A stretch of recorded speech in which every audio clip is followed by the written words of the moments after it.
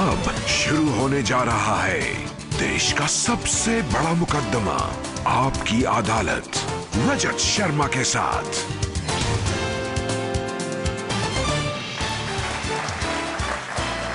नमस्कार, आपकी अदालत में आपका स्वागत है।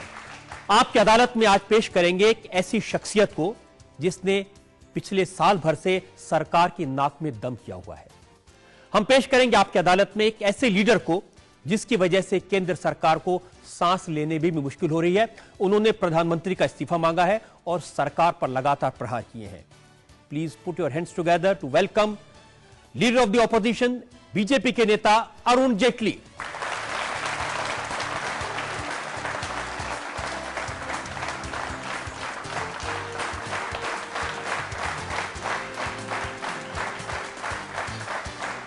और आपकी अदालत में आज इस खास मुकदमे के लिए हमने आमंत्रित किया है जज के तौर पर जाने माने चिंतक और विचारक और पत्रकार, लेखक डॉक्टर वेद प्रताप वैदिक को। डॉक्टर वेद प्रताप वैदिक।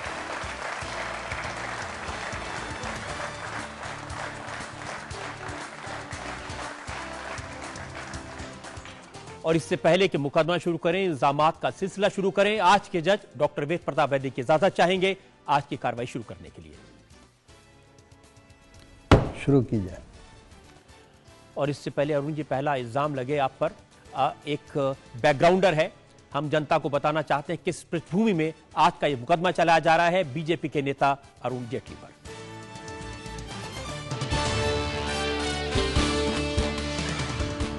राज्यसभा में विरोधी दल के नेता अरुण जेटली आजकल चर्चा में हैं।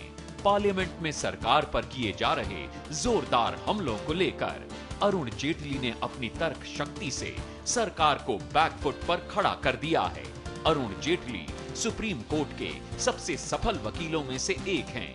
पब्लिक लाइफ में इनकी इंटेग्रिटी और इंटेलिजेंस का लोहा जेटली के विरोधी भी मानते हैं। अरुण जेटली ने अपना पॉलिटिकल करियर दिल्ली यूनिवर्सिटी के फायर ब्रांड स्टूडेंट लीडर के तौर पर शुरू किया था। बीजेपी को बनाने और नेशनल लेवल की पार्टी के तौर पर स्थापित करने में अरुण जेटली का बड़ा योगदान रहा। एनडीए की वाजपेयी सरकार में अरुण जेटली कैबिनेट मिनिस्टर रहे। इन्होंने लॉ, आईएंडबी, कॉमर्स, डिसइन्वेस्टमेंट और शिपिंग जैसे महत्वपूर्ण मंत्रालय संभाले और अब अरुण जेटली बीजेपी के फ्रंटलाइन लीडर्स में से एक हैं।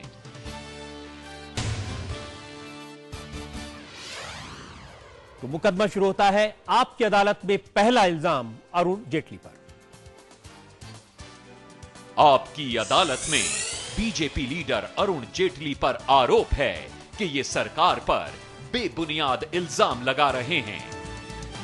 अब ये इल्जाम मुझसे ज्यादा प्रधानमंत्री मनमोहन सिंह का है। आपने विकीलीक्स के कुछ केबल्स के आधार पर सरकार पर इल्जाम लगाए हैं। आपने कहा कि एमपीज की खरीद फरोख्त हुई थी, इस सरकार को कोई नैतिक अधिकार नहीं है। आपने कहा एक मिनट भी उन्हें सत्ता में नहीं रहना चाहिए। और आज प्रधानमंत्री ने कहा कि जो डॉक्यूमेंट्स, जो केबल जिसका जिक्र आप कर रहे हैं, वो अखबारों में छपी गप है, वो अनवेरिफाइड है और स्पेक्युलेटिव है। देखिए, जिस संदर्भ में ये आरोप लगा उसको याद कर लें। जुलाई 2008 को वामपंथी दल जो यूपीए 1 के दौरान कांग्रेस और यूपीए को समर्थन करते थे, उन्होंने समर्थन वापस ले लिया। सरकार माइनॉरिटी में थी, अल्पमत में थी। सरकार को इस्तीफा दे देना चाहिए था, लेकिन इन्होंने 2 रणनीतियां चली। पहली ये कि सुप्रीम कोर्ट में समाजवादी पार्टी के नेता मुलायम सिंह यादव जी के खिलाफ जो डिस्प्रपोर्शनेट एसेट्स का मुकदमा चल रहा था, उसमें सरकार ने उनका पक्ष लेने के लिए अपना हलफनामा बदल दिया। मुलायम सिंह जी ने भी अपना पासा पलट दिया। दूसरा ये 10, 15, 20 लोग विपक्ष के पैसा देकर खरीदो, खुलेआम खरीद फरोख्त हो रही थी।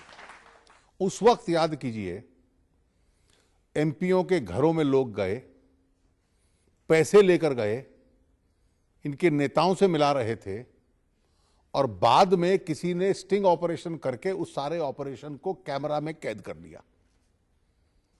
पार्लियामेंट में एक जॉइंट कमेटी बैठी। कमेटी पार्टी लाइन पे बटी। 3 डिसेंट थे, 4 सरकार के पक्ष में थे। जो पक्ष में थे उन्होंने कहा कि ये व्यक्ति आया था और रिश्वत देने आया था, एमपीओ को खरीदने आया था, जो कांग्रेस के सदस्य थे। लेकिन किसके बिहाफ पे आया था ये पुलिस की जांच में पता चलेगा। आज विकीलीक में क्या आता है कि अमेरिका का एक दूतावास का अधिकारी अपनी सरकार को कब लिखता है? जुलाई 2008। उसी वक्त मैं कांग्रेस के नेताओं से मिलने गया, वो शब्द यूज करता है, मुझे वॉर चेस्ट दिखलाई, यानी भ्रष्टाचार का जो पैसा इकट्ठा स्टैक किया हुआ था, ये पैसा है 50-60 करोड़ रुपया रखा है हमने एमपीओ को खरीदने के लिए, हम दोनों की ड्यूटी लगी है फलां को खरीदने के लिए, उनके नाम बता रहा है। और ये ठीक वही चीज कोलैबोरेट कर रहा है जो उस वक्त से चल रही है, जिसके ऊपर ये कवर अप करने का प्रयास करे थे।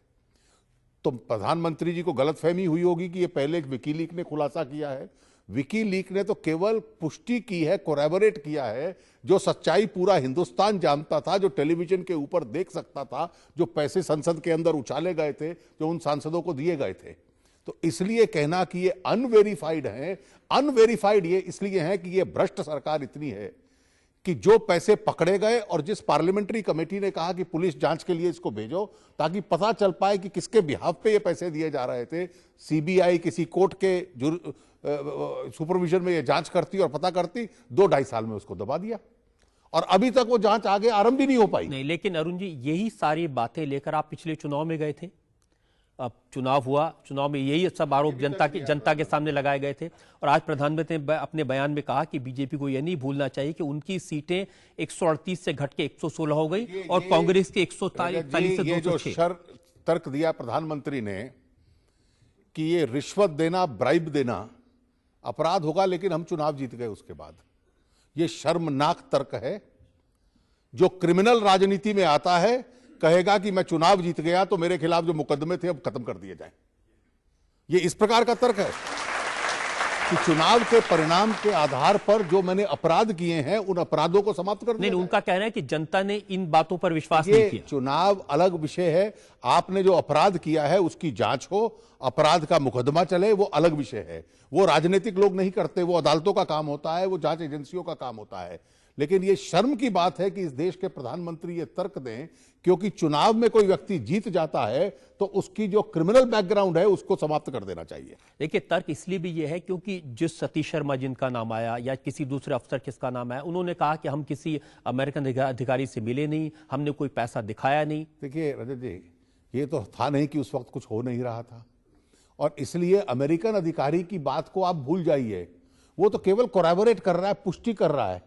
जो आपने स्वयं टेलीविजन पर उस वक्त देखा था कि एक व्यक्ति बैग लेकर गाड़ी के अंदर एमपीओ के घर में जा रहा है, उनको पैसा दे रहा है, इनके समर्थकों से टेलीफोन पे बात करवा रहा है, उसके बाद ये क्रॉस वोट कर रहे हैं, इसके बाद वो शिकायत करने वाले एमपी पार्लियामेंट में जाकर उस रुपए को फेंकते हैं। ये सारे तर्क याद कर लीजिए और उसके बाद लोग तय कर लें। लेकिन प्रधानमंत्री के और आपके और मेरे कहने से क्या होगा?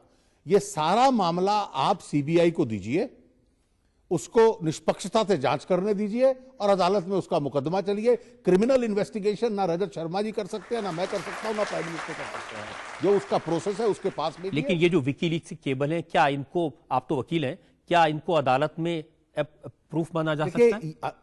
केबल अपने आप में प्रूफ नहीं है, लेकिन जिस आदमी ने उस पैसे को स्टैक हुए देखा है, जिन 2-3 सज्जनों को उसको बांटते हुए देखा है, जिन्होंने कहा कि हम बांटने के लिए लाए हैं, एमपी खरीदने के लिए, वो व्यक्ति जब अदालत के सामने आएगा वो सबूत होता है। जो टेलीविजन के अंदर टेलीकास्ट हुआ और कैमरे में कैद हुआ वो सबूत होता है। देखिए, 2-3 चीजें इसमें इनएप्रोप्रिएट हैं। अजीत सिंह के बारे में उन्होंने लिखा कि उन्होंने 10-10 करोड़ रुपए उन एमपीज को दिए। अजीत सिंह ने कहा कि उनके एमपीज ने तो सरकार के खिलाफ वोट दिया था। अब मैं पूरे तर्क में नहीं जाता। उन्होंने कहा मेरे पास तो 3 थे, मैं 4 के कैसे ले सकता था? याद करें, मैं नाम भी बतला सकता हूं कि समाजवादी पार्टी के 4थे एमपी टूट के उनके साथ आ चुके थे। उन दिनों तो हमसे वो गठबंधन की बात कर रहे थे। दूसरा, उसके तुरंत बाद राज्यसभा का इलेक्शन हुआ। क्यों चौधरी अजीत सिंह जी विपक्ष को छोड़ के सतीश शर्मा उसी व्यक्ति को वोट डालने के लिए चले गए राज्यसभा में? इन सब प्रश्नों का जब उत्तर पूछा जाएगा तो ये जांच आप मत करिए, मैं नहीं करूं, ये जो अप्रोप्रिएट एजेंसीज हैं उनको बेच दीजिए।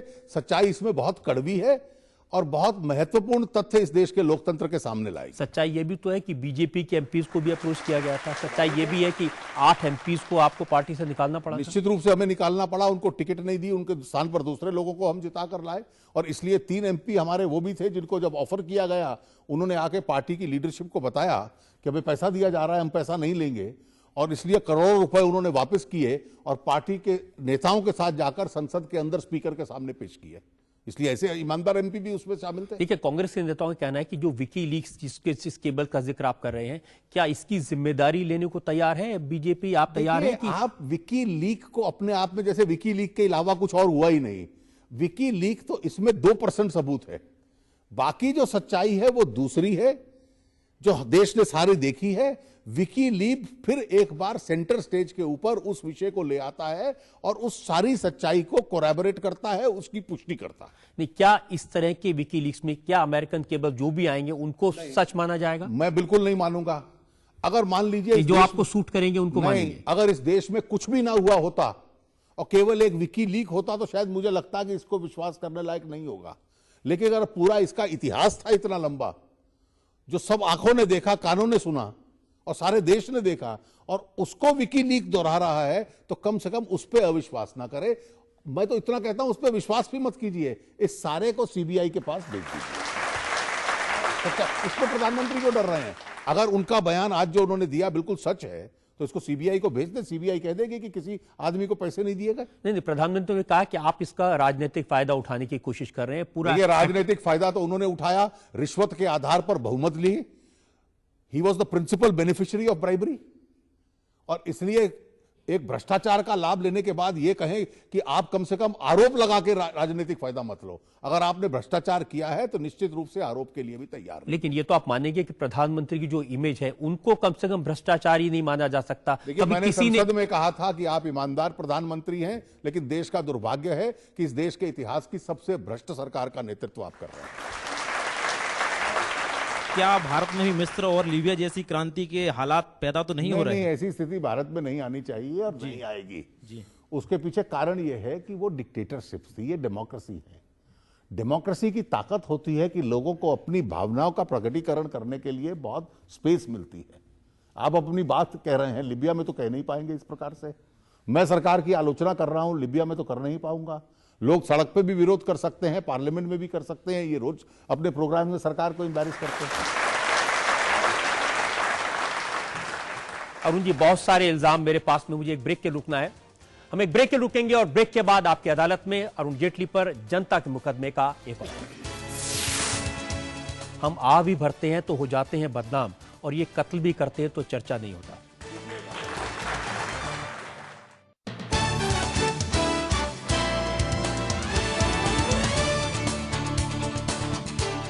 Welcome back. आपकी अदालत में आज हमारे मेहमान हैं भारतीय जनता पार्टी के नेता अरुण जेटली। आपकी अदालत में अगला इल्जाम।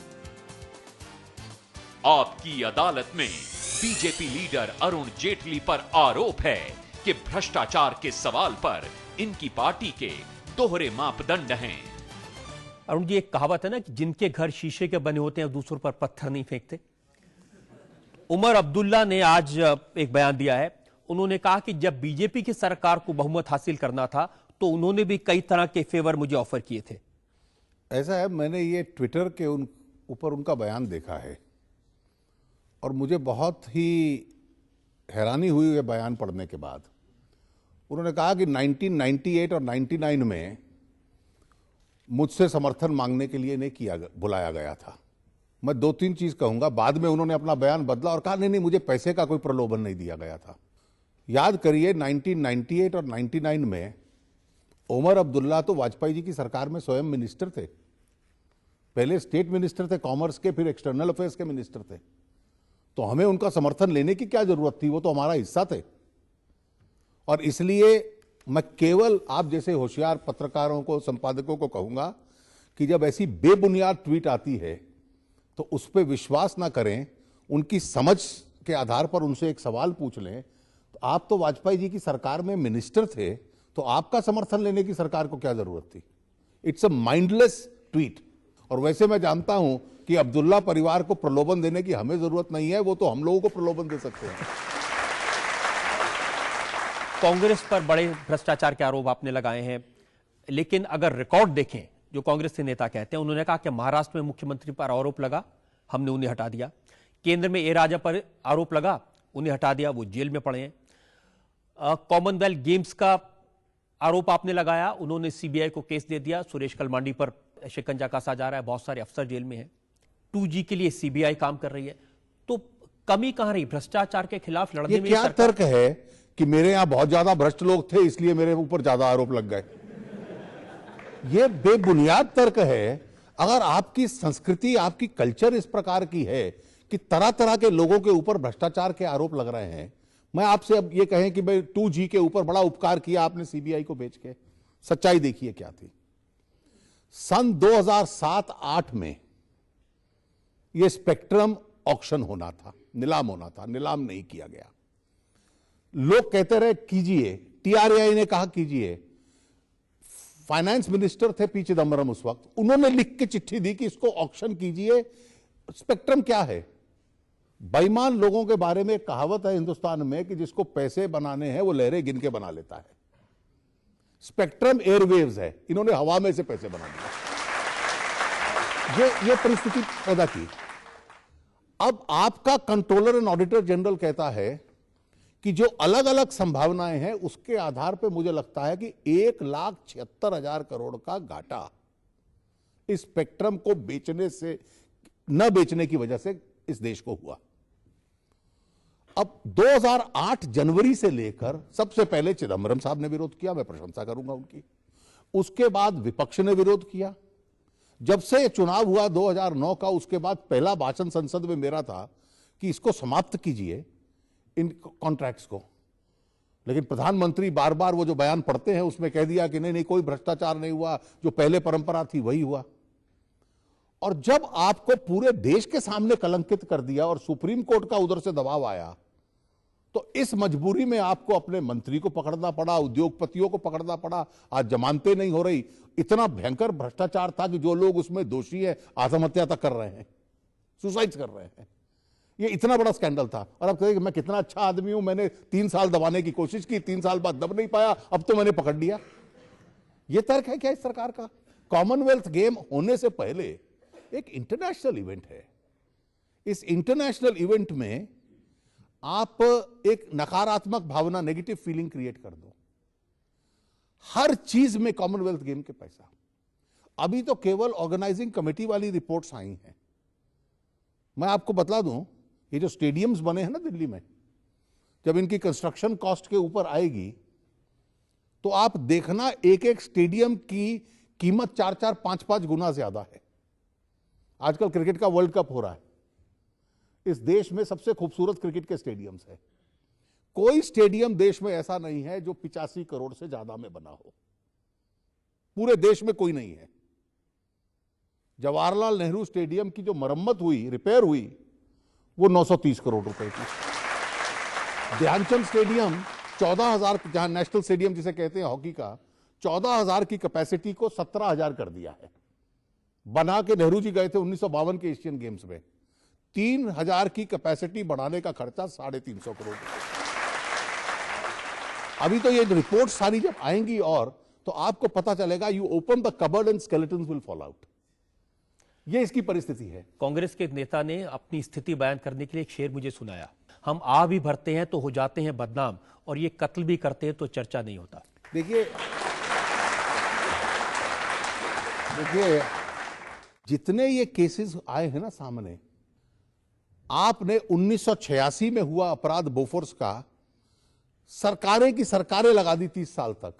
एक इनकम टैक्स ट्राइब्यूनल अपने ऑर्डर के अंदर सारी सच्चाई बयान कर गया। आपने पूरी सीबीआई कल्यूसिव तरीके से लगा दी। लेकिन इस देश में एक चीज याद रखिए, लोकतंत्र में भी ताकत है, मीडिया में भी ताकत है, और जिसको पावर ऑफ ट्रुथ कहते हैं, सच्चाई में भी अपनी ताकत है। जितना उसको दबाने का प्रयास करोगे, अंत में उभर कर बाहर आ जाती है। और इन सब कांडों में यही हो रहा है। तो इसका मतलब जो कर्नाटक के मुख्यमंत्री पर आरोप लग रहे हैं, निश्चित रूप से उनमें से कोई आरोप अगर कोई एजेंसी, कोई अधिकारी या कोई अदालत उसमें तय करती है तो निश्चित से कार्रवाई होगी। केवल आरोप लगाने से आरोप नहीं, लेकिन इसका क्या जवाब है? अशोक चव्हाण महाराष्ट्र के मुख्यमंत्री थे, उन पर सिर्फ ये इल्जाम लगा कि उन्होंने कुछ रिलेटिव्स को फ्लैट से दिए। ये इतना नहीं था, पूरी कमेटी की रिपोर्ट आई, सीएजी की रिपोर्ट आई। जब किसी ना किसी एजेंसी की रिपोर्ट आती है, वहां भी जांच हो रही है। कोई रिपोर्ट आती है, कोई प्राइमा फेसी आरोप एस्टैब्लिश होता है। लेकिन ये तो वो खुद मानते हैं कि उन्होंने अपने बेटों को लैंड दी, अपनी बेटी को लैंड दी, परिवार वालों को दिया। देखिए, आप एक बात समझ लीजिए, जो भी तथ्य उस आरोप में है उसका एक उत्तर भी हो सकता है, मैं उसको देने की आवश्यकता नहीं समझता। वहां के लोकायुक्त के पास है, वहां के अन्य अधिकारियों एजेंसीज के पास है, कोई साबित होगा तो निश्चित रूप से हम उभर कर सामने जो भी कार्रवाई कर रहे हैं। अरुण जी, लोकायुक्त ने, संतोष हेगड़े ने, जस्टिस संतोष हेगड़े ने कहा कि ये करप्ट सरकार है। देखिए, मैं बयानबाजी के ऊपर एक अलग विषय है, एक कानूनी प्रक्रिया है, और मैं कानूनी प्रक्रिया ये नहीं कह रहा किसी को सजा हो जाए तो तब तक प्रतीक्षा कीजिए। मैं तो यहां तक कह रहा हूं कि कोई भी एजेंसी जांच कर रही है, कोई प्राइमा फेसी रिपोर्ट तो है। केवल अखबार में मैंने दे दिया, वो अपने आप में एविडेंस नहीं है, लेकिन प्राइमा फेसी कोई रिपोर्ट आए सामने तो उसके बाद उभर के सामने आएगा। प्रधानमंत्री साहब ने इस्तीफा मांगा है, कोई रिपोर्ट तो नहीं आई, कोई जांच एजेंसी ने रिपोर्ट तो नहीं दी? किस विषय में? विकीलीक्स के मामले में, रिपोर्ट के मामले में। मैं आपको प्राइमा फेसी बतला दूं, 2G के मामले में कंट्रोलर ऑडिटर जनरल की रिपोर्ट आ चुकी है। कॉमनवेल्थ गेम्स के मामले में कंट्रोलर ऑडिटर जनरल की रिपोर्ट आ चुकी है। विकीलीक्स के मामले में विकीलीक्स ने, जो मैंने पहले कहा, केवल कोरैबोरेट किया है। पार्लियामेंट्री कमेटी की रिपोर्ट आ चुकी है कि जो व्यक्ति पैसे लेकर गया सांसदों को पैसे देने के लिए, वो अंग्रेजी में शब्द प्रयोग किया है पार्लियामेंट्री कमेटी, और हमारे सदस्यों ने नहीं। यूपीए वाज द मेजॉरिटी, हमारी तो डिसेंट है। तो उनकी मेजॉरिटी ने यह कहा कि Shri so and so who went with the money wittingly और unwittingly was the bribe giver. Bribe giver शब्द प्रयोग किया है, और फिर आप कह रहे हैं रिपोर्ट नहीं आई। उनकी अपनी पार्टी की पार्लियामेंट्री कमेटी जो संयुक्त पार्लियामेंट की है, उसमें यह फ्रेज इस्तेमाल हुआ, और विकीलीक्स तो उसको कोरैबोरेट कर रहा है। आप इस बात के लिए तैयार हैं कि अगर किसी कमेटी की रिपोर्ट कर्नाटक के मुख्यमंत्री के खिलाफ आएगी, एजेंसी का कोई प्राइमा फेसी मटेरियल आता है तो किसी भी राजनीतिक दल को, और निश्चित रूप से हमारा दल उस पर कार्रवाई करेगा। नितिन गडकरी कहते हैं कि उन्होंने जो कुछ किया वो इमोरल है, इलीगल नहीं है। इस पे ये कहना कि आपके बच्चे का बिजनेस प्रमोट हो गया, उसमें इलीगैलिटी है या नहीं है, मैं इतना कहूंगा कि एक बार कोई इमोरल कहे, कोई इलीगल कहे, इस चीज को, शब्दों के खिलवाड़ में मत जाइए। Let there be a process, और उस प्रोसेस के तहत कई एजेंसीज हैं जो उस पर काम कर रही हैं। कोई उसमें से लाती है, कोई इमोरल कहे या इलीगल कहे, पार्टी उसकी कॉग्निजेंस लेगी। और ये बात भारतीय जनता पार्टी के हर नेता पर लागू होगी, किसी पर भी? निश्चित रूप से लागू होनी चाहिए, निश्चित रूप से लागू होने चाहिए। अडवाणी जी पे बेबुनियाद आरोप लगा था, उन्होंने कहा जब तक हटेगा नहीं तब तक चुनाव नहीं लड़ूंगा। हमने तो यहां तक उदाहरण तय कर दिया था, और उनके उदाहरण को फॉलो करके कई लोगों बेचारों मजबूरी में उनको भी चुनाव नहीं लड़ना पड़ा। फिर आप कह रहे हैं कि होना चाहिए, होगा नहीं होगा, इतनी आपकी बीजेपी में चलती है कि इसको इंप्लीमेंट करा सकेंगे? देखिए, इतना अब पार्टी, आप अंदाजे से कह दो कि नहीं होगा, इस तरह के आरोप जिस तरह के यूपीए पे लग रहे हैं, कौन से हमारी सरकारों पे लगे हैं? आज मध्य प्रदेश में हमारी सरकार है, छत्तीसगढ़ में हमारी सरकार है, बिहार के अंदर हमारी अलायंस गवर्नमेंट है, गुजरात में इतनी अच्छी सरकार चल रही है। हमारी सरकारों की परफॉर्मेंस तो आप देखिए। लेकिन कर्नाटक पर तो लगातार आरोप लगे, गवर्नर रूप से लगे हैं, निश्चित रूप से गवर्नर ने कहा, निश्चित रूप से लगे हैं, और उन्होंने ये कहा कि आपने आरोप लगाया कि मैंने एक जमीन जिसकी कीमत 20 करोड़ रुपया मैंने एक्विजिशन से रिलीज की। चीफ मिनिस्टर का अपना डिफेंस है। लगाने वाले कौन है? देवेगौड़ा, जिनके परिवार के अकाउंट में जब कुमार स्वामी चीफ मिनिस्टर थे तो रिलीज करने के बाद कहीं से 168 करोड़ रुपया पहुंच गया था।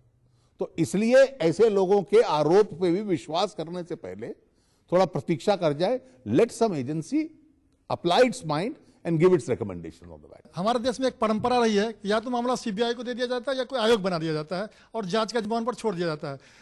इसके बाद आप नेता खुद ही कहते हैं कि अगर मामला आपके फेवर में नहीं आता है तो क्या गारंटी इस बात की कि आगे आप ये नहीं कहेंगे कि सीबीआई पर सेंट्रल गवर्नमेंट का प्रभाव था और फैसले उसके फेवर में आए?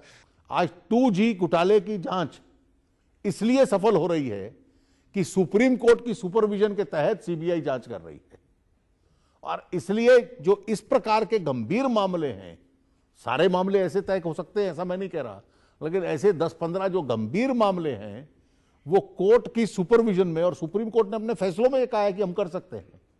अगर इनकी सुपरविजन में कोर्ट की सीबीआई जांच करती है तो उसमें फिर सीबीआई का गलत रास्ते पे चलना, उसकी गुंजाइश कम होती है। लेकिन आप भी जब बार बार सीबीआई को क्रिटिसाइज करते हैं, जब आप ये कहते हैं कि सीबीआई सरकार के हाथ का टूल है, तो आप ये कैसे जस्टिफाई कर सकते हैं कि सीबीआई कोई? इसलिए रजत जी, मैं इसलिए कह रहा हूं कि इन सेंसिटिव केसेस में, जैसे मैंने 2G का एग्जांपल दिया, सीबीआई का निश्चित दुरुपयोग होता है। सीबीआई का इस 2G की जांच में भी दुरुपयोग हो रहा था। यह जांच सीबीआई को 1.5 साल पहले दी गई थी, सीबीआई ने कुछ नहीं किया। जब सुप्रीम कोर्ट ने सुपरविजन अपने हाथ में ले ली और सीबीआई से हर सप्ताह, हर 10 दिन बाद रिपोर्ट मंगवानी शुरू की, तो जुडिशियल सुपरविजन में जब आरंभ होता है तो फिर सीबीआई राजनीतिक मास्टर्स को रिपोर्ट नहीं करती, उसको जजों को रिपोर्ट। लेकिन इस चीज की आप तारीफ नहीं करेंगे, जिस डीएमके के साथ कांग्रेस पार्टी का गठबंधन है, जिसके साथ मिलकर उन्हें तमिलनाडु में चुनाव लड़ने हैं, उस पार्टी के सुप्रीमो, उनके परिवार के लोगों को, बेटी को, पत्नी को सीबीआई पूछताछ करे? मैं निश्चित रूप से इसकी प्रशंसा करूंगा, लेकिन इसका श्रेय डॉक्टर मनमोहन सिंह की सरकार को नहीं दूंगा, क्योंकि जब तक उनकी सरकार सीबीआई से जांच करवा रही थी, ना राजा का इंटेरोगेशन हुआ, ना डीएमके के नेताओं का हुआ।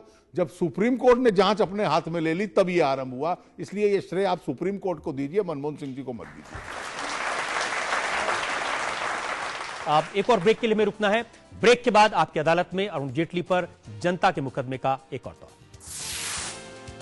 ये आप मानेंगे कि कम से कम सोनिया गांधी, उनके परिवार के बारे में हाथ रोकने का काम बीजेपी नहीं कर रही और सारा अटैक सिर्फ मनमोहन सिंह पर होगा? कोथरोची का सबसे ज्यादा विषय हम लोगों ने उठाया, उसका संबंध तो डॉक्टर मनमोहन सिंह जी से नहीं था, उसका तो सोनिया जी से था।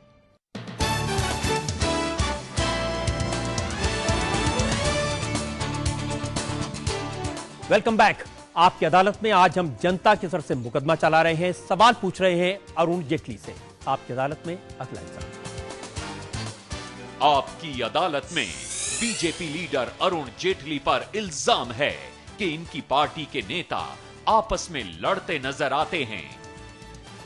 अरुण जी, ये आम आदमी को ऐसा इंप्रेशन है कि भारतीय जनता पार्टी के जो बड़े बड़े नेता, जो फ्रंटलाइन लीडर्स हैं, वो एक दूसरे को नीचा दिखाने की कोशिश करते रहते हैं। देखिए, मैं इस उत्तर देने से पहले आपको एक बुनियादी अंतर बतला दूं। इस देश की अधिकतर राजनीतिक दलें ऐसी हैं जहां मेरिट और टैलेंट का अब स्थान नहीं रहा। वो परिवारों की मलकियत के दल बन गए हैं।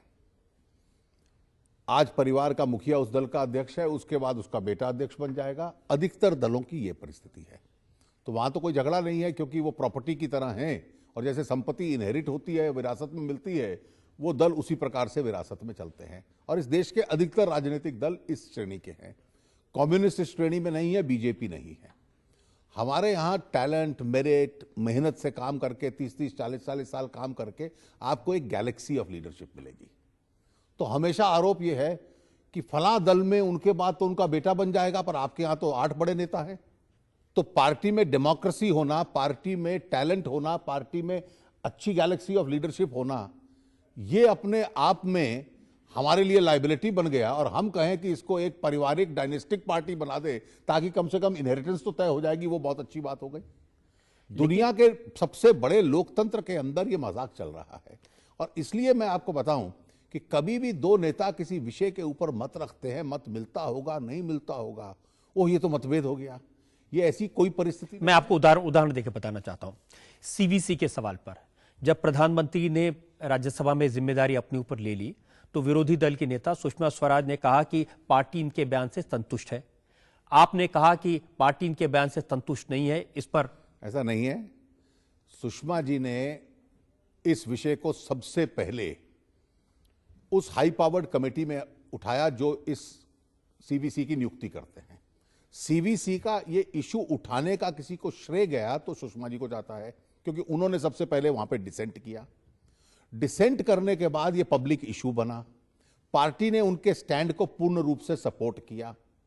उसके बाद मामला अदालत में चला गया। जो स्टैंड उन्होंने लिया था कि जिसके खिलाफ भ्रष्टाचार का मुकदमा चल रहा है, उसको तो चीफ विजिलेंस कमिश्नर ना बनाइए, सुप्रीम कोर्ट ने उस स्टैंड की पुष्टि की और उसको पद से हटाया। उसके बाद प्रधानमंत्री को सार्वजनिक रूप से अपनी गलती स्वीकार करनी पड़ी। अगर उन्होंने अपने वक्तव्य में एक बड़प्पन दिखाया कि मेरी बात एकदम विंडिकेट हो गई और मैं अपनी तौर से इसको आगे नहीं बढ़ाती हूं, तो वो बीजेपी की इनफाइटिंग हो गई। लेकिन बीजेपी को लगता था और हम सबको लगता था, और सुषमा जी ने अगले दिन ये स्पष्ट कर दिया जो बात मैंने कही थी कि इससे बात समाप्त नहीं होगी, आप पार्लियामेंट में आइए, संसद का सत्र चल रहा है, और वहां पर आके ये एक्सप्लेनेशन दीजिए कि इसके लिए अकाउंटेबिलिटी किसकी है। केवल इतना अंतर था कि हमने उनसे कहा कि पार्लियामेंट में आकर, और प्राइम मिनिस्टर से मैंने पूछा कि अगर आप अपने आप को जिम्मेवार मान रहे हैं तो who should be held accountable, और वो अकाउंटेबिलिटी क्या होनी चाहिए। उन्होंने कहा जी ये मतभेद हो गया आपस में। मैं आपको एक दूसरा उदाहरण देता हूं। मुरली मनोहर जोशी आपके पार्टी के वरिष्ठ नेता हैं। जिस समय भारतीय जनता पार्टी पार्लियामेंट में बार बार 2G के सवाल पर जेपीसी की मांग कर रही थी, वो पीएसी में उस मामले को चलाए जा रहे थे, और उन्होंने इस बात के काफी संकेत दिए कि जेपीसी की जरूरत नहीं है, मैं पीएसी में अध्यक्ष रहकर कॉम्पिटेंट उसको हैंडल करने के लिए। देखिए, डॉक्टर जोशी पीएसी के चेयरमैन भी हैं, बीजेपी नेता होते हुए। पब्लिक अकाउंट्स कमेटी लोकतंत्र की एक बहुत बड़ी इंस्टीट्यूशन है, और उसके चेयरमैन के नाते उनका दायित्व बनता है कि उसकी डिग्निटी, उसकी अथॉरिटी और ऑटोनॉमी को वो अपहोल्ड करें। उनका यह कहना था कि मैं इस विषय को पीएसी में लूंगा, और हम चाहे ना चाहें तो जो सीएजी की रिपोर्ट्स होती हैं वो पीएसी में स्वाभाविक रूप से जाती हैं, ये कानून में लिखा है। ये कहीं नहीं डॉक्टर जोशी ने कहा कि जेपीसी की आवश्यकता नहीं है, लेकिन पीएसी के महत्व की रक्षा करना डॉक्टर जोशी का फर्ज था, बेखूबी उन्होंने किया। पार्टी का यह कहना था कि पीएसी क्योंकि ऑडिट एंगल्स देखती है और इसमें बहुत अन्य विषय हैं जो जेपीसी देखेगी, और अंत में डॉक्टर जोशी ने कहा कि जेपीसी और पीएसी में कोई अंतर विरोध नहीं है, और जो पार्टी का स्टैंड है जेपीसी का, मैं उसकी पुष्टि करता हूं। इसमें कौन सा बड़ा, ये तो एक बड़ा डेमोक्रेटिक ओपिनियन है। लेकिन ये तो आप मानते हैं कि विचारों का विरोध होता है जिस पर चर्चा। ऐसा विचारों का विरोध तो तब नहीं होता जब सब भेड़ बकरी की तरह लगे हुए हों। जहां थिंकिंग लोग होंगे तो वहां चार तरह के स्वाभाविक विचार आएंगे, और इस देश की राजनीति के लिए अच्छा है कि थिंकिंग लोग उसमें रहें, और ना कि वो लोग रहें जो चुपके से नेता की तरफ देखे और जो नेता ने कह दिया उसमें हाँ मिला दे। जो नेता को भी पार्टी में सवाल पूछे जाएंगे तो देश की इनर पार्टी डेमोक्रेसी के लिए भी अच्छा है। इसको इनफाइटिंग मत मानिए, इसको हेल्दी डेमोक्रेसी मानिए। एक और उदाहरण मेरे पास में है। भारतीय जनता पार्टी ने एक टास्क फोर्स बनाई ब्लैक मनी के बारे में जांच करने के लिए। उस टास्क फोर्स ने कहा कि सोनिया गांधी के स्विस बैंक के अकाउंट हैं, उनका ब्लैक मनी है, उनका पैसा है, और जब सोनिया गांधी ने लालकृष्ण आडवाणी को चिट्ठी लिखी तो उन्होंने इस पर उनसे माफी मांग ली। उस टास्क फोर्स में काफी अच्छे स्तर के लोग थे, फॉर्मर आईबी के डायरेक्टर थे, अन्य बुद्धिजीवी थे, इंडियन इंस्टीट्यूट ऑफ मैनेजमेंट के प्रोफेसर थे। उन्होंने ये कहा कि स्विट्जरलैंड की एक मैगजीन में ऐसा आर्टिकल छपा है, बार बार वो ये लोग आरोप लगा रहे हैं, ये खंडन क्यों नहीं होता, why is it not being denied. उस टास्क फोर्स के संबंध में सोनिया जी ने आडवाणी जी को पत्र लिखा कि ये बिल्कुल गलत है, ऐसी कोई तथ्य गलत है और मैं इसका खंडन कर रही हूं।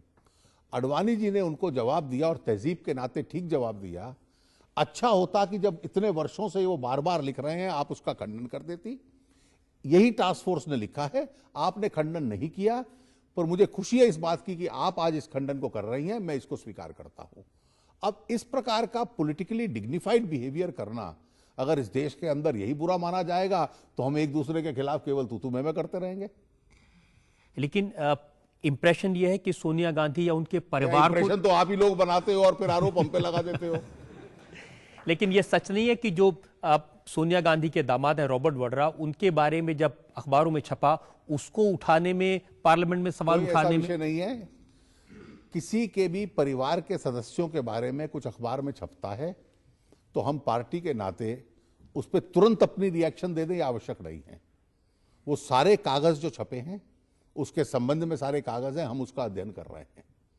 उसमें अगर हमें तथ्य नजर आएगा, सब्सटेंस नजर आएगा, अपनी पोजीशन का दुरुपयोग नजर आएगा, तो निश्चित रूप से उस विषय को पार्टी लेगी। लेकिन केवल एक विरोधी के बच्चे के खिलाफ कुछ कहना है इसलिए करना है, वो हम नहीं करने वाले हैं। इसलिए आप मीडिया वालों को सुविधा है कि आप तुरंत से अपना टेलीविजन प्रोग्राम, आपको 24 घंटे चलाना है, आप कह सकते हो, लेकिन हमारी पार्टी ने तो देश चलाना है, तो इसलिए हमें कुछ सोच समझ के काम करने दीजिए। निश्चित रूप में उसमें कुछ सब्सटेंस होगा तो हम लोग इस विषय को उठाएंगे। या फिर इसलिए नहीं उठा रहे कि अगर आप उनके दामाद के बारे में उठाएंगे तो आपकी पार्टी के भी दामाद रह चुके हैं, उनके बारे में सवाल उठेंगे। आपने जिसके बारे में उठाना है, आपने जिसके बारे में उठाना है वो लोग उठा सकते हैं, लेकिन हम एक रिस्पॉन्सिबल पार्टी के नाते इन सब फैक्टर्स को स्टडी करते हैं, उसके बाद हम लोग स्टैंड लेते हैं। कम से कम हम कोई इंस्टेंट कॉफी बनाने का काम तो करते नहीं कि किसी ने कहा कि इस पे बोलो, आप लोग माइक रख देते हो सामने, हमें विषय पता नहीं होता और कहते हो रिएक्शन दे दो। कम से कम ये काम छोड़ दीजिए, ये सीरियस विषय है। इन विषयों पर ठोक के समझ के हम लोग को बोलने की अनुमति मिलती है और इसलिए हम उसी प्रकार से इसको दोगे। लेकिन ये आप मानेंगे कि कम से कम सोनिया गांधी उनके परिवार के बारे में हाथ रोकने का काम बीजेपी नहीं कर रही और सारा अटैक सिर्फ मनमोहन सिंह पर होगा? देखिए, ऐसा नहीं है। कौत्रोची का सबसे ज्यादा विषय हम लोगों ने उठाया, उसका संबंध तो डॉक्टर मनमोहन सिंह जी से नहीं था, उसका तो सोनिया जी से था। तो इसलिए जहां सब्सटेंस होगा हम विषय उठाएंगे और जहां सब्सटेंस हमें लगेगा उठाने की आवश्यकता है हम उठाएंगे। लेकिन किसी प्रकार से, जैसे मैंने कहा, जैसे अडवाणी जी के पत्र के बारे में आपने संबंध कहा, लेकिन कोई ऐसा आचरण जिसमें डिग्निटी नहीं है, ये पॉलिटिकल पार्टीज को आपस में करने की आवश्यकता नहीं है। जनता से जो लोग सवाल पूछना चाहते हैं। अरुण जी, मैं आपसे एक सवाल पूछना चाहता हूं। आजकल ऐसा लगता है कि जुडिशरी ही सरकार चला रही है। आपकी नजर में अदालत की इतनी दखलंदाजी क्या सही है? देखिए, ये बात जो आपने कही अधूरी है। इस देश को चलाने का काम या जज कर रहे हैं या टेलीविजन एंकर कर रहे हैं, तो थोड़ा योगदान इनका भी है देश को चलाने में। तो इसलिए जो संसद है, जो सरकार है, जो विपक्ष है, उनकी भूमिका थोड़ी कम होती जा रही है। खैर, इस विषय को अगर इसकी सीरियसनेस में हम लोग आ जाएं, मैं ये मानता हूं कि जुडिशरी की इंडिपेंडेंस और जुडिशरी की निगरानी रखना इस देश के लिए बहुत आवश्यक है। जज अपनी सीमाओं से बाहर ना जाएं। जज का काम क्या है कि मुकदमों का फैसला देना, कानून की रक्षा करना, और कहीं कानून का पालन नहीं हो रहा तो आदेश देना कि इसका पालन हो। मैं आपसे प्रश्न पूछता हूं, सुप्रीम कोर्ट के आदेश ना होते तो क्या ए राजा अभी टेलीकॉम मिनिस्टर ना होते? वो आज भी मिनिस्टर होते। ये जुडिशरी ने क्योंकि कोर्ट कानून को इन्फोर्स करने की कोशिश की और सारे तथ्यों को जानने की कोशिश की कि सारी की सारी स्कैंडल जो 3 साल से हम लोग जिसको लेकर बोल रहे थे बार बार, वो स्पष्ट रूप से सामने आ गया। और इसलिए कई ऐसे मामले होते हैं, हमें लगता होगा कि जुडिशरी हार्श हो रही है, लेकिन जब भ्रष्टाचार अधिक बढ़ जाए तो अन्य संस्थाओं का, मीडिया का भी, मैंने अभी मीडिया के संबंध में व्यंग किया था, लेकिन मैं उनकी सराहना करता हूं, न्यायपालिका का और मीडिया का ये काम नहीं है कि केवल राजनीतिज्ञों की और सरकारों की चापलूसी करना, जहां जहां दोष हो रहे हैं उसको उठाना। मीडिया ना होता तो क्या कॉमनवेल्थ गेम्स का सारा भ्रष्टाचार सामने आ जाता? ये विकीलीक्स ना होता तो अमेरिका पूरी दुनिया में क्या क्या कर रहा है, क्या ये सामने आ जाता?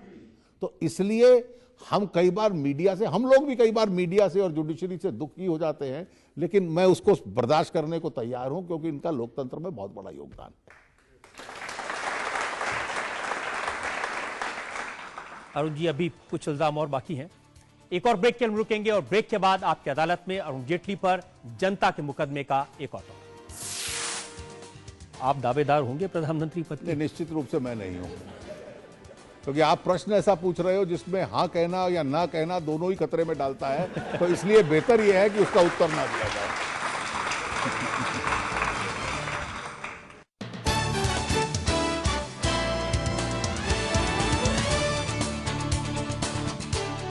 Welcome back. आपकी अदालत में आज हम सवाल पूछ रहे हैं, इल्जामात लगा रहे हैं, सफाई मांग रहे हैं भारतीय जनता पार्टी के नेता अरुण जेटली से। आपकी अदालत में अगला। आपकी अदालत में बीजेपी लीडर अरुण जेटली पर इल्जाम है कि इनकी पार्टी के पास सरकार का कोई विकल्प नहीं है।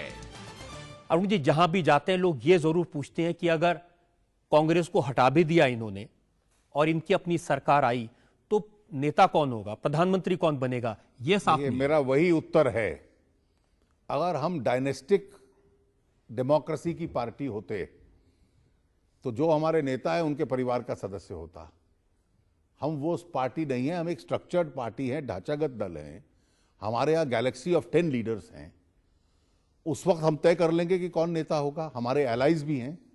मैं आज आपसे पूछना चाहता हूं कि मेरे कितने नेता ऐसे हैं, मैं बड़ी पीढ़ी के नेताओं को छोड़ दूं, अगली पीढ़ी में मैं आ जाऊं, मेरे कितने ऐसे साथी हैं सुषमा जी हैं, राजनाथ सिंह जी हैं, नरेंद्र मोदी हैं, नीतीश कुमार हैं, विपक्ष के अन्य मुख्यमंत्री हैं, मैं एक एक नाम गिनाने लगूं, ये वो लोग हैं जिन्होंने अपने आप को ऑलरेडी एस्टैब्लिश किया हुआ है। तो इसलिए आप ये कहें कि इनमें से कौन होगा, और इनकी तुलना में आप उनकी तुलना कर रहे हैं जो 7-8 साल से संसद में हैं और मैं वहां बैठा हुआ उनका पहला भाषण सुनने की प्रतीक्षा कर रहा हूं। वो तो विकल्प हो सकते हैं, लेकिन 40-40 साल से योगदान करने के बाद भी ये लोग विकल्प नहीं हो सकते। इनमें से तो वो लोग हैं जिन्होंने सरकारें चलाई हैं, केंद्र में चलाई हैं, राज्यों में चलाई हैं और अच्छी सरकारें चलाई हैं। तो मैं ये मानता हूं रजत जी, इस देश में एक बहस आरंभ कीजिए, और वो बहस होगी कि इस देश का नेतृत्व मेरिट के ऊपर होगा या डायनेस्टी के ऊपर होगा, और आपको आपके प्रश्न का उत्तर मिल जाएगा। देखिए, ये बात सही है कि कांग्रेस में सोनिया गांधी हैं और एक लीडर हैं, कम से कम ये पता है कि पार्टी में इनकी चलती है। देखिए, ये इस देश के लिए जिसको आप बहुत अच्छी चीज मानते हो, आप दुनिया के किसी देश में चले जाओ, ये नहीं होता। लीडर सबसे बड़ा एक होता है, लेकिन पार्टी का एक डेमोक्रेटिक स्ट्रक्चर होता है जिसमें चर्चा करने के बाद विषय तय होते हैं। जहां एक नेता होता है और वो गलत रास्ते के ऊपर चला जाए तो फिर देश को भी ले जाता है। इंदिरा जी ने जब डिक्टेटोरियल टेंडेंसीज आई थी, क्योंकि एक नेता थी कांग्रेस की, तो पूरे देश के अंदर डिक्टेटरशिप बना दी थी उन्होंने इमरजेंसी में। तो इसके खराब परिणाम भी ये देश भुगत चुका है। तो इसलिए ये देश के लिए बहुत अच्छी स्थिति नहीं है कि केवल एक नेता हो और उसको चेक करने वाला कोई collective leadership, collective decision making mechanism. देखिए, ऐसा भी समय था ना जब भारतीय जनता पार्टी ने अटल बिहारी वाजपेयी को नेता बनाया था। देखिए, अटल जी हमारे सबसे बड़े नेता थे, आज भी हैं, स्वास्थ्य की वजह से सक्रिय नहीं है।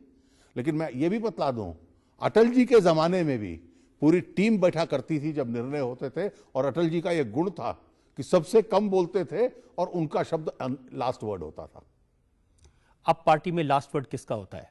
अरुण जेटली का, सुषमा स्वराज का, नरेंद्र मोदी का? देखिए, आज हमारी पार्टी के एक्टिव लीडर्स में स्वाभाविक रूप से पार्टी अध्यक्ष होता है। पुराने नेताओं में अडवाणी जी सर्वोच्च है, they are the first amongst the equals. इसमें कोई किस कहने के लिए, अडवाणी जी तो हम लोगों से एक पूरी जनरेशन आगे हैं, और इसलिए उनकी बात चलती है पार्टी में, हम लोग मानते हैं, और पार्टी के ढांचे में अध्यक्ष होता है। लेकिन हमारे यहां, मैं आज भी आपको बतला दूं, बीजेपी में भी और एनडीए में भी एक गैलेक्सी ऑफ लीडरशिप है केंद्र और स्टेट्स की, और ये इस देश के लिए और पार्टी के लिए अच्छा है कि ऐसी गैलेक्सी हो। केवल यह कहना कि हमने परिवारों के आधार पर नेता चुन लिए, इनमें से कोई नेता नहीं बनेगा क्योंकि इनके पिताजी बड़े आदमी नहीं थे, नहीं, इस तरह इसको आप लोकतंत्र कहेंगे? अरुण जी, बाकियों के यहाँ तो परिवार शायद चुनता हो, लेकिन यहाँ संघ परिवार चुनता है।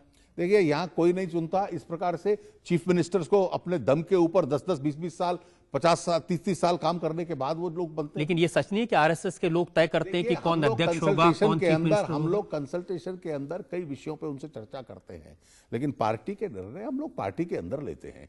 आज हम संसद के अंदर चला रहे हैं, कभी हमारी महीनों में कई बार बात नहीं होती उनसे, लेकिन ये थोड़ी ना है कि क्योंकि आपका पुराना संबंध उनसे रहा है इसलिए हर चीज वही चला रहे हैं। ये सच नहीं है कि गडकरी अध्यक्ष होंगे भारतीय जनता पार्टी के, फैसला आरएसएस? देखिए, पार्टी के अंदर फैसला हुआ, कंसल्टेशन में हुआ, चर्चा होती है, उनसे भी होती है, लेकिन पार्टी के भीतर फैसला होता है। लेकिन जनता ये तो जरूर जानना चाहेगी कि जो 3 बड़े नेता हैं, राज्यसभा में आप हैं, लोकसभा में सुषमा जी हैं, नरेंद्र मोदी हैं, इन 3 के नाम चर्चा में रहते हैं लोगों के बीच में, तो इनमें से कौन होगा प्रधानमंत्री पद का दावेदार? समय आने पर पार्टी तय करेगी और आपको बतलाएगी। और 3 क्यों, अगर मेरी पार्टी में 30 बड़े नेता ऐसे हों तो मेरे लिए तो वो भी सौभाग्य की बात होगी। लेकिन दुर्भाग्य ये है कि इस देश के अंदर जब तक ये बहस रास्ते पर नहीं आएगी, कम से कम मैं तो इस बहस को चलाता रहता हूं कि मेरिट और डायनेस्टी के बीच में एक कॉन्फ्लिक्ट होता है। और इस देश को, ब्रिटेन सबसे अच्छी पुरानी डेमोक्रेसी मानी जाती है, अमेरिका इतनी बड़ी डेमोक्रेसी मानी जाती है, वहां तो यह कल्पना नहीं है कि केवल परिवारों में से ही लोग निकलेंगे। और परिवारों के बाद ओबामा किसी एक बड़े परिवार में से आए थे क्या? एक सामान्य परिवार में से आए, ये उस वहां की डेमोक्रेसी की स्ट्रेंथ है। भाई, आप भी एक सामान्य परिवार से आए, आप भी मेरिट पर डिजर्व करते हैं, तो आप दावेदार होंगे प्रधानमंत्री पद के? निश्चित रूप से मैं नहीं हूं, क्योंकि आप प्रश्न ऐसा पूछ रहे हो जिसमें हाँ कहना या ना कहना दोनों ही खतरे में डालता है, तो इसलिए बेहतर यह है कि उसका उत्तर ना दिया जाए। या लोगों से जो लोग सवाल पूछना चाहते हैं, जी आप पूछना चाहते हैं? हाँ अरुण जी, मेरा सवाल आपसे यह है कि अगर आपको प्रधानमंत्री बना दिया जाए तो क्या आपको लगता है कि आप स्विस बैंक से द ब्लैक मनी वापस ला पाएंगे? देखिए, इसमें पद पे आना या ना आना उसका इससे संबंध नहीं है। आज दुनिया के जो ताकतवर देश हैं उन्होंने स्विट्जरलैंड के बैंक्स के साथ और वहां की सरकार के साथ पैक्ट किया और उन पर दबाव डालकर यह निर्णय करवाया कि आप ये डिस्क्लोजर्स दीजिए हम लोगों को। अमेरिका ने किया, अन्य देशों ने किया। मैं ये मानता हूं कि इसके लिए जो एक आज से 20 साल पहले परिस्थिति थी कि बिल्कुल सीक्रेसी है और उस सीक्रेसी को तोड़ा नहीं जा सकता, वो आज परिस्थिति नहीं है। टैक्स हेवंस में भी लोग कोऑपरेट करने को तैयार हैं और जिस प्रकार की दौलत वहां पर रखी हुई है देश की, उसके संबंध में डिस्क्लोजर्स करने को तैयार है। अभी लिंचनस्टाइन ने डिस्क्लोजर किए देश को, जो 18 लोगों के नाम उभर कर सामने आए। अमेरिका के अंदर कई बैंक्स ने डिस्क्लोजर्स किए, अमेरिका को, यूरोपियन देशों को डिस्क्लोजर्स किए। और इसलिए अगर भारत सरकार अपना मन बना ले और इसको सिंगल माइंडेड परस्यूट के साथ इसको फॉलो करती रहे तो यह काम इतना कठिन नहीं है, असंभव तो निश्चित नहीं है। अरुण जी, स्वामी रामदेव आपकी अदालत में आए तो उन्होंने बहुत जोर से काले धन की बात उठाई। तो उन्होंने कहा अगर काला धन वापस आ जाएगा तो देश की अर्थव्यवस्था बदल जाएगी। देखिए, काला धन कितना है इसके ऊपर विवाद हो सकता है, लेकिन निश्चित रूप से काला धन खूब है। एक पक्ष है जो विदेशों के अंदर पड़ा है, अपने देश के भीतर भी तो काला धन है। लैंड ट्रांजैक्शंस में, माइनिंग में, अल्कोहल बिजनेस में, ये ऐसे व्यवसाय हैं जिसमें खूब काले धन का प्रयोग हो रहा है और इसलिए यहां तो डोमेस्टिक पॉलिसीज बनाकर भी उसके साथ संघर्ष किया जा सकता है। जब आप और रामदेव एक ही तरह की बात उठाते हैं तो लोग कहते हैं कि बीजेपी और स्वामी रामदेव में मिली भगत है। देखिए, हम लोग उनकी तुलना कर नहीं सकते। वो जिस प्रकार का काम कर रहे हैं और जिस क्षेत्र में कर रहे हैं, सच में समाज के लिए एक बहुत बड़ा योगदान है। केवल योगा या अपने प्रवचन के माध्यम से नहीं, लेकिन समाज के एक चरित्र को बनाने का भी काम कर रहे हैं। राजनीतिक लोगों में तो कई संगठन के स्वार्थ की वजह से कमजोरियां होती हैं, उनके साथ तो ऐसा कोई विषय जुड़ा नहीं हुआ। तो इसलिए मैं नहीं चाहूंगा कि मैं अपने दल का कोई कंपैरिजन उनके साथ करूं, लेकिन निश्चित रूप से वो जो बात करते हैं, समाज का एक बहुत बड़ा वर्ग है जिसके समर्थन में खड़ा है और कुछ सीमा तक हम लोग भी उसमें। लेकिन वो राजनीति में आएंगे, अलग राजनीतिक दल बनाएंगे, चुनाव को इन्फ्लुएंस करेंगे, उसका समर्थन करेंगे आप? देखिए, वो क्या करते हैं जब वो तय कर लेंगे तो हम अपनी टिप्पणी कर देंगे, लेकिन उनके ऊपर हम बेबुनियाद बहस में उलझ जाएं जबकि समाज में इतना बड़ा वो योगदान कर रहे हैं, मैं उनके संबंध में किसी विवाद को खड़ा नहीं करना चाहता। अरुण जी, आज की जो हालात है इस पर हमने हर तरह के सवाल आपसे पूछे और मुझे खुशी है कि आपने बड़ी सफाई से जवाब दिए। हम एक ब्रेक के रुकेंगे और ब्रेक के बाद सुनेंगे आपकी अदालत में आज के जज डॉक्टर वेद प्रताप वैद्य का फैसला आज के इस मुकदमे में।